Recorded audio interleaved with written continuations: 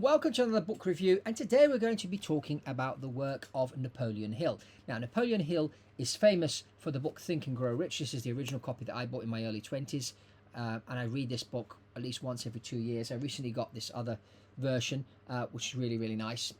If you haven't read this book, I really encourage you to read it. But we're going to be talking about another work that Napoleon Hill wrote, and that is Outwitting the Devil. This actually came out recently because it was a manuscript that had been sitting there for 70 years, and the Napoleon Hill Foundation removed the dust off the manuscript, gave it to Sharon Lecter. Now, who is Sharon Lecter? Sharon Lecter is a co-author of the book written with Robert Kiyosaki called Rich Dad, Poor Dad.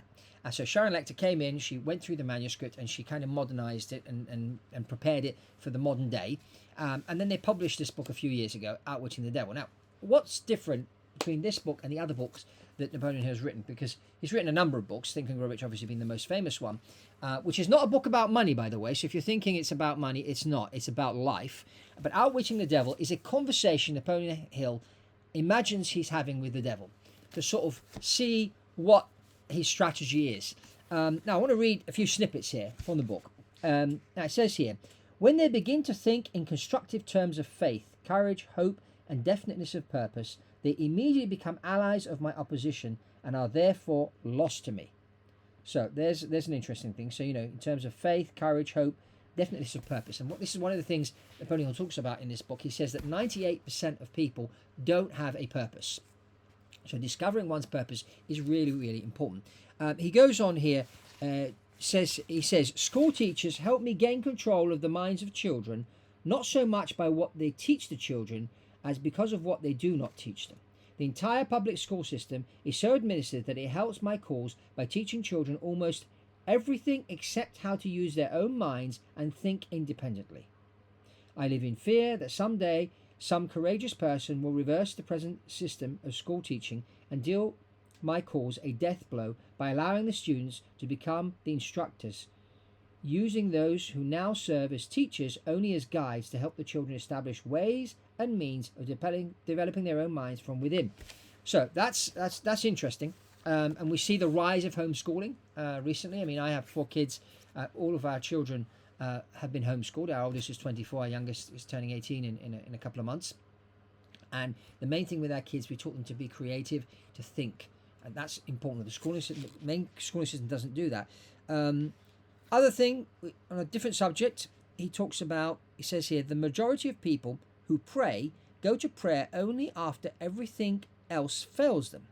Naturally, they go with their minds filled with fear that the prayers will not be answered, or their fears are realized. The person who goes to prayer with definiteness of purpose and faith in the attainment of that purpose puts into motion the laws of nature which transmute one's dominating desires into their physical equivalent. That is all there is to prayer. So that's interesting definition there. And then he says, children are sent to school to make credits and to learn how to memorize, not to learn what they want of life. So these are just a few snippets from the book.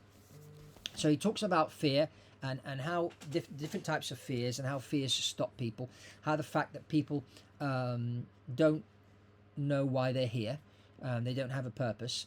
And it's interesting because in my religious studies that I've done, and I study the scriptures every day, one of the interesting things that I've noticed in the world today, and Napoleon Hill touches on it in his book Outwitting the Devil, that the devil has changed his way he works. What he used to do is he used to tempt people. And so temptation was his main weapon. Today he has a different weapon, and it's more sophisticated, and that is distraction. He just needs to distract you. Social media is one great way, these phones, scrolling on your phone to distract you. Sending you to school and then on to university to memorize all these facts, and instead of teaching you to think.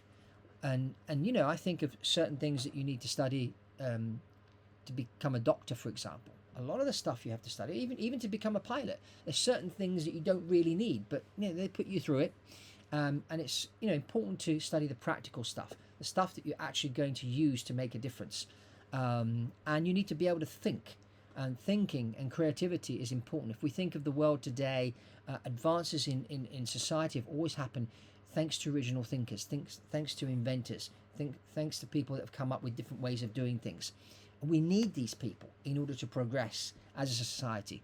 So I find this book really, really interesting. If you like the work of Napoleon Hill, or if you've never read any of his stuff, this is a good one to start with, besides the traditional Think and Grow Rich, which I love. And he's written other books, and I've got nearly every book he's written. And I revisit his work every couple of years, because it just helps me with my life. I mean, it's helped me to dream bigger. It's helped me with a lot of things in my life, you know, and above all, he talks about patterns and recognizing patterns. So when you go into a situation, you want to see the success patterns. You want to find the successful people and see what pattern they follow, and then take that pattern and apply it into your own life. That's just something that Tony Robbins teaches as well. So anyway, enough from me here on this book review. So Napoleon Hill's book, Outwitting the Devil, is a link below. You can go to buy a copy of the book. Let's get the comments going. Have you read any of Napoleon Hill's work, and which books have you read? How has that impacted your life? Let's get the conversation going here below. And that's all from me on this book review, and I'll see you in the next one. Thank you.